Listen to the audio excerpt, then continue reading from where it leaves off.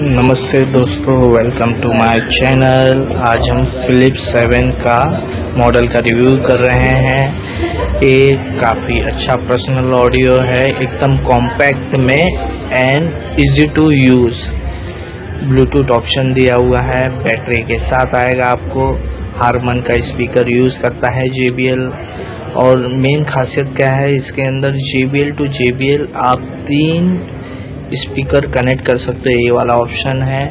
JBL to JBL पूरे wireless option दिया हुआ है कनेक्टिविटी के लिए, और एकदम इजी टू यूज़ है।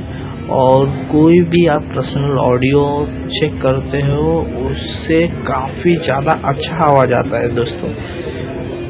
मेरा खुद का एक्सपीरियंस है, ये पर्सनल ऑडियो बहुत अच्छा है एंड ज़बरदस्त है।